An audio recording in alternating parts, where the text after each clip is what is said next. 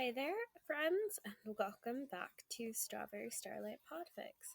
Today we are reading Chapter 2 of One Man's Trash is Another Man's New Sun, which is the first installment of the Eraserhead and His Feral Dumpster Child series by TheFoggyLondonView on AO3. As always, the link to the fic will be in the comments if you want to read along, and go show the Foggy London View some love. Without further ado, here's Chapter 2.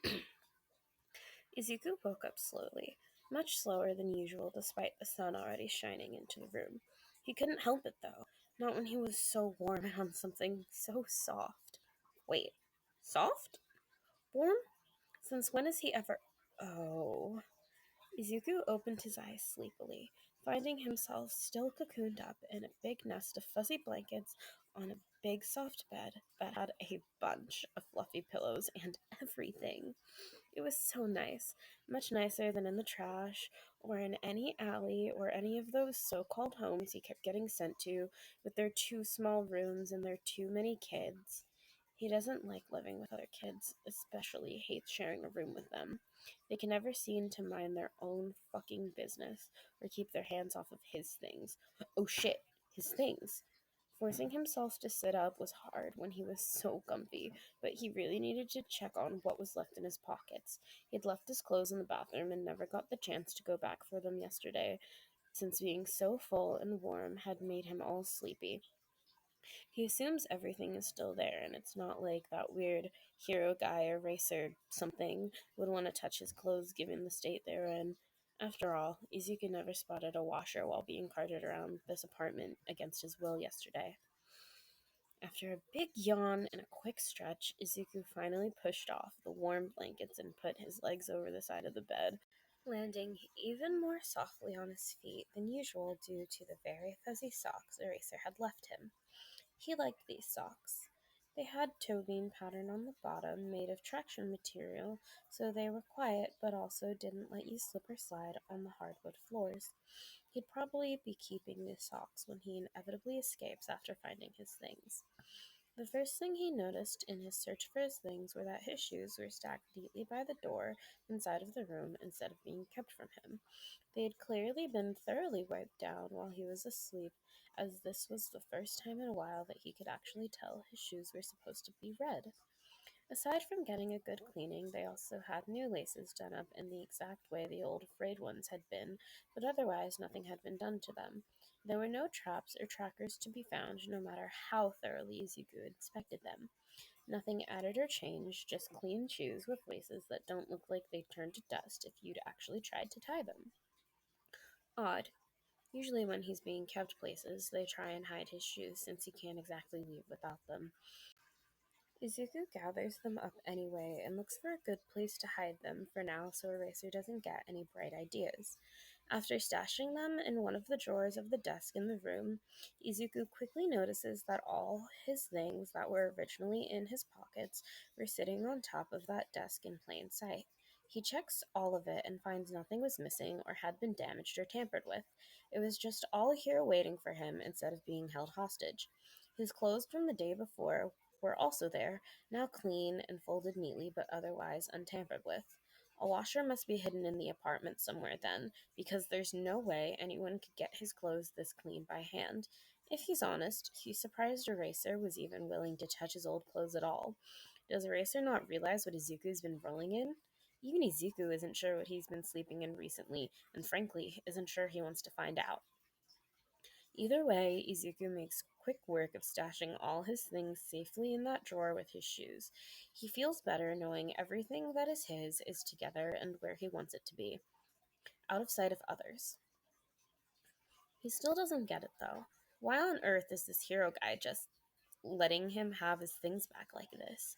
Usually, homes are under pressure to actually be able to keep him there long enough to teach him to act better, even if that means holding his things hostage. He's heard them talk.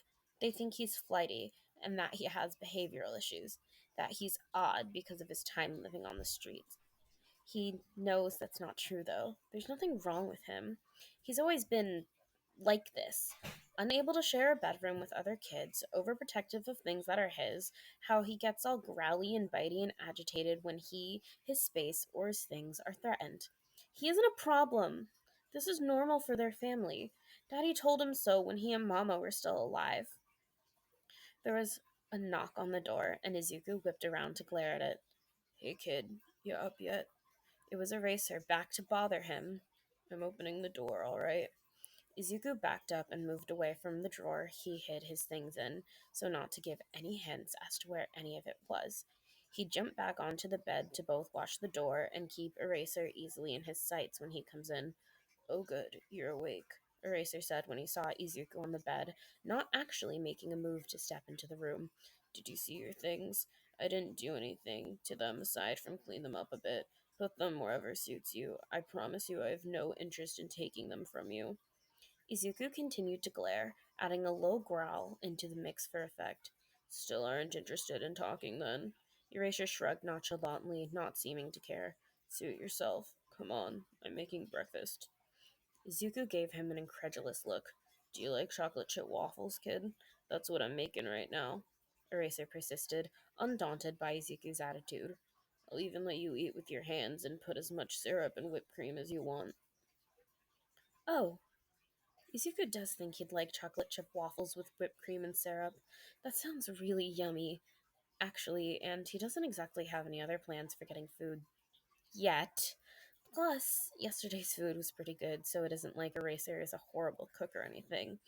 Really, he'd only stayed after the bath yesterday because his hair was wet, and sleeping outside when he's wet usually ends in him getting sick, and he can't afford to get sick.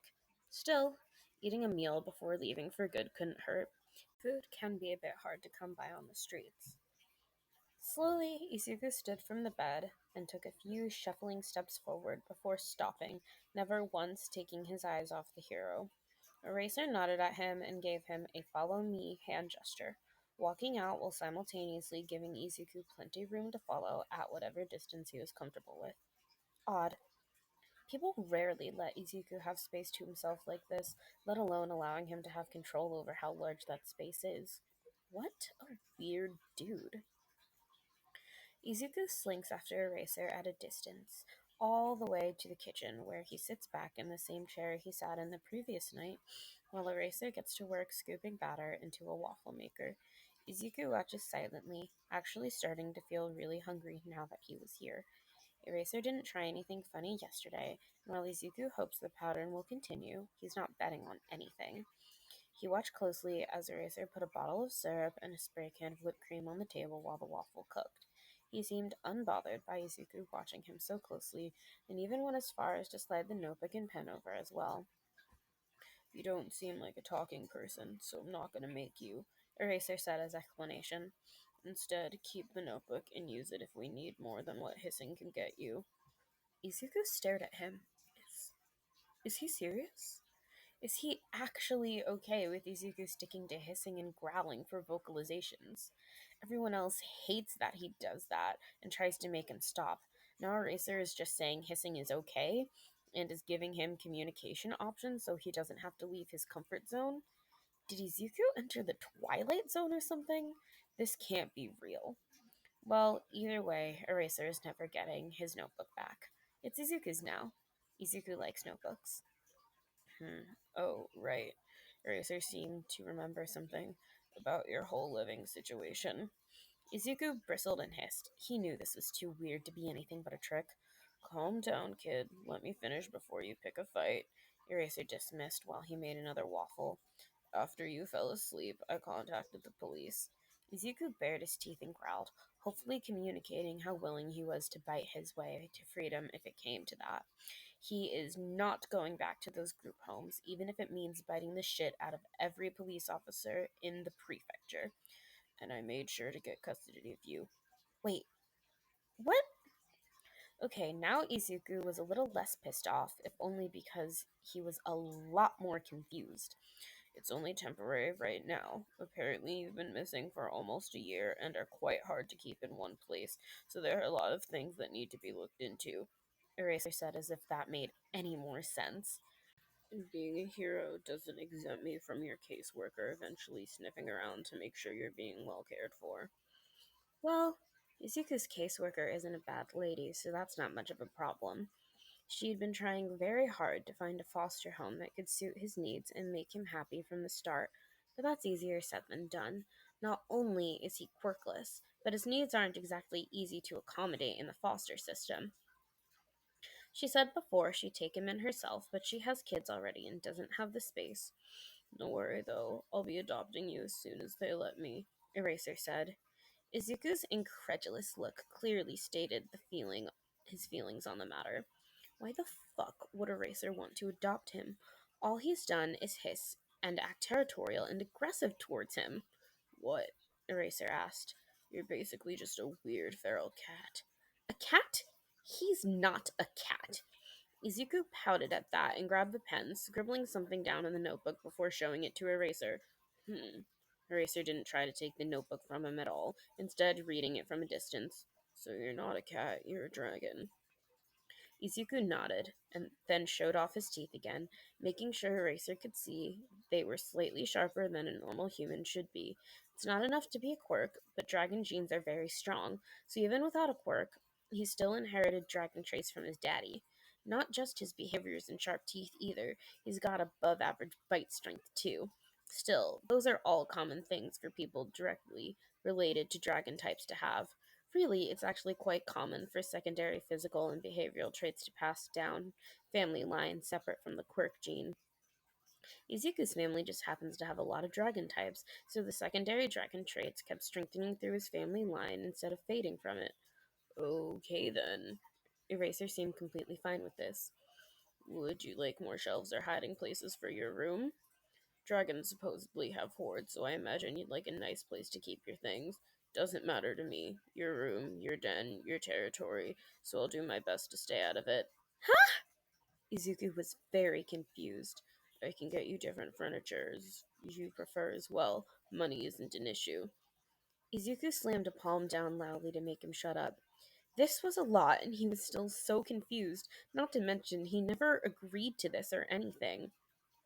He's also not about to share a room with anybody and needs a lot of personal space. Is Eraser serious about being okay with all that? With him not wanting to talk? Why does Eraser even want to adopt him? He barely knows him, and if he's looking for the typical father son experience, he should really look elsewhere. Izuku does not trust him yet, and even if he did, he's not about to play catch with him. He's not too fond of people in general, since they're usually mean and take his things. He just wants some territory for himself and some peace and quiet to read in. Is Eraser really not planning on forcing him to change at all? Before he could spiral further, Eraser placed a big stack of chocolate chip waffles in front of him, successfully distracting him from his fit. Deciding he'd much rather eat than continue to stress about things, he pulled his plate of waffles closer. Of course, he was promised syrup and whipped cream, so he put plenty of both on top before digging in with his hands. Oh, it was so yummy. The waffles were so fluffy, and there were so many chocolate chips mixed in, and the syrup was sweet, and the whipped cream was smooth. It was perfect. While Izuku messily ate breakfast, Eraser used his phone to take a few quick stealth pictures. Izuku was very cute despite the mess he was making, even as he took a break from devouring his now half-eaten stack of waffles to focus very hard on licking all the whipped cream and syrup off his sticky fingers. He never stopped looking adorable. He, of course, ate some breakfast himself, but was mostly happy his new son was enjoying himself. He's going to be such a good dad. So what do you enjoy doing? Eraser asked eventually, earning him an annoyed look. I tried not to poke through your things too much without permission, but saw you had a library card. Do you enjoy reading? Izuku looked down at his now mostly empty plate and grumbled to himself. Does he enjoy reading? What a stupid question. He hoards information, so of course he enjoys reading. He once spent an entire afternoon with an almanac and didn't even get bored. He rarely goes to school with his unstable home situation, so his interest in information works out pretty well for him. If he's really quiet sometimes, they'll even close up the library with him still inside, which means he gets the rare chance to actually sleep someplace that's both safe and indoors. Do you want to look through my books? I have quite a few boxes of them I can bring out, and I'll let you borrow any one you want. Oh no, he's offering books. Izuku loves books. He wants to read a fun book, and now that he's full of waffles, he doesn't really want to start a new trek anywhere. He'd much rather sit someplace comfy and read than have to worry about finding a new place to sleep. Living on the streets isn't very fun, not to mention it's dirty, and he just got clean again. Izuku eyed Eraser warily, but the guy just casually watches him back with no urgency. He seems unconcerned with trapping Izuku anywhere or trying to change him, instead being nice and offering food and other things he likes. None of the other homes he's been placed in have been nice like this. Eraser doesn't even get mad, he's being hissed at constantly. He can leave in a bit. Right now, he wants to read. Finally, Izuku gave Eraser a hesitant nod to indicate yes, he does want to see the books. Okay, if you're done eating, go wash your hands and face so you aren't all sticky and I'll get my books for you to look through, Eraser said. If you want more food, though, I'll make you more first, and then you can look at books after. Izuku's plate is already empty, even licked clean by this point, so instead of asking for more, he just scurries off to where he remembers the bathroom being so he can wash up. Books! He's going to get to read books! It's been so long since he's had book time.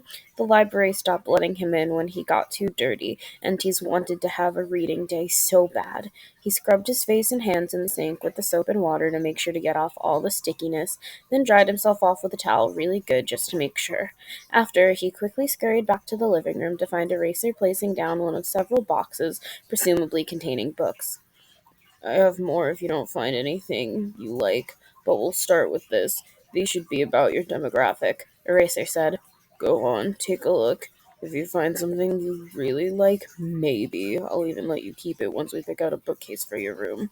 He got waffles, and now he can have his own bookcase with his own books? This is the best day ever. Izuku vibrated with excitement over the idea, in that moment completely forgetting he hadn't even been planning on staying here much longer. Completely disregarding any escape plans he would have normally been making at this point, Izuku dove into the boxes of books excitedly. Oh, there were so many. He wants to read all of them. But first, he needs to decide where to start. Oh, this one has a cat on it. Warriors. Have you read any of that series before? Eraser asked, and Izuku pulled out the cat book. Izuku shook his head. He hadn't. He can't really check out library books with his living situation being what it is, so he can only read what's available while he's there, so reading chapter books can be a bit difficult. Sometimes the book he's been reading is checked out when he comes by next, and there's no telling when it'll be back, so he doesn't often get a chance at chapter books, let alone series. Plus, the only library that allowed him in isn't well funded, so the choices available are a bit limited. Well, you're going to want to start with book one. Eraser pulled out a different book with a cat on it and held it out to Izuku. If you like it, there are over 50 books in the series, and I have all of them, so you don't have to go far to find the next one. Izuku snapped up the offered book excitedly. A whole series in one place? This is amazing! Hey, kid, Eraser started. While you're reading, how about I brush out your hair? I've got the good detangler, so I should be able to get the mats out without pulling too much. Oh, it would be nice if his hair wasn't tangled anymore. It being clean again is nice enough, don't get him wrong. He adores the fact that it's clean again, but the tangles and mats are uncomfortable. His hair, when he was able to take care of it, was so soft and fluffy.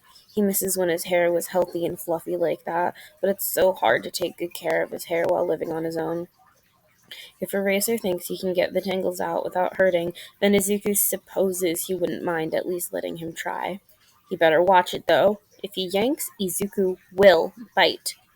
It wasn't until he was many chapters into his new cat book that it finally hit him that, instead of running like he usually would when in a new home, he'd willingly spent most of his day on Eraser's sofa letting his hair be meticulously groomed. Even now, Eraser's hands continued to drag their way through his hair, now free of mats and tangles, in a slow, soothing manner that made him feel like a cat in the middle of the best petting session ever. It was nice, and the rhythmic strokes were making him sleepy.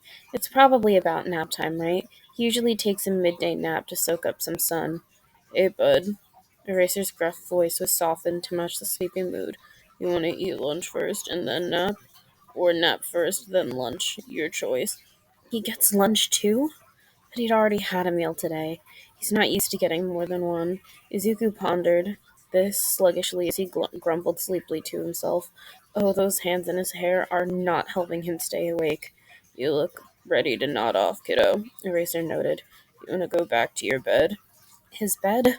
Oh, right, he did wake up in a bed, didn't he? A nice big soft bed. Is it really his now? You want me to carry you there? Eraser said, but made no move to grab Izuku in any way, leaving the choice entirely up to his kid. You look like you're about to pass out. Izuku rubbed his eyes and grumbled something that sounded distinctly like, "It's nap time," unintentionally confirming to Eraser that he can, in fact, talk like a normal person, he just chooses not to. Does he want to go to bed right now? He wants to take a nap, sure, but he isn't sure if he wants to be carried to bed. If Eraser is warm, he might cling to him, and that would be embarrassing, especially since Izuku is still small and light enough for Eraser to easily lift. To be honest, it shouldn't be easy to lift a child that's nearly 14 years old, but with how long Izuku's been living on the streets, he's nowhere near the correct height and weight for his age. I'm gonna take a nap on the couch then, Eraser suggested next. It's a comfy couch. I can get you a blanket and pillow, and you can curl up right here. Izuku sleepily considered the pros and cons of sleeping in the common area of the home. Normally, he wouldn't ever do so, but for some weird reason, Eraser had been so respectful of him that he doesn't really set off warning senses like every other homes and the people in them usually do. Even though Eraser is an adult, Izuku finds he doesn't even have a huge problem with him being as close as he is right now, which is pretty close considering he's still receiving head scritches. Eraser is good at giving head scritches too, which Izuku is heavily considering finding a way to turn into a common experience. All things considered, a nap on the couch isn't unappealing and doesn't feel unsafe like it normally would. Trying to stay awake despite it being past his usual nap time, Izuku rubbed his eyes again.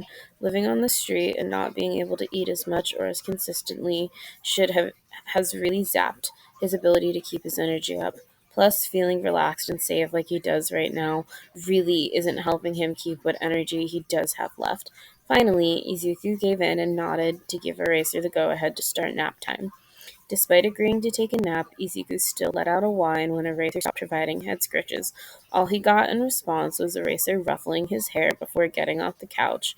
Izuku grumbled to himself moodily over the loss, also grumpy over being left to take a nap without cover, but Eraser quickly returned with a pillow and blanket like he promised. Soon, Izuku was being tucked in, and Eraser's hand was back in his hair, dragging through it rhythmically and lulling Izuku deeper into sleepy time until he was snoring softly on the sofa, holding his new book like a teddy bear. Once he was sure the kid was fully asleep, Shota took his hand away and pulled out his phone to take a couple pictures of his son, snoozing adorably on the sofa. He was so cute, snuggled under a blanket, holding that book protectively even as he slept. Despite how cute he was, though, Izuku's sudden dip in energy had been a bit worrying. While Shota's never been against a good nap, he knows kids are supposed to have more base energy than Izuku is exhibiting. Living on the streets must have really fucked with his health. It's okay though, Shota's gonna make sure he gets his kid back to tip top shape. Still, a doctor's visit will have to wait until there's more trust between him. Shota has a good starting point, giving the kid his own space, respecting his right to have full control over his things, letting him work up to talking whenever pace he's comfortable, and just not forcing changes on him.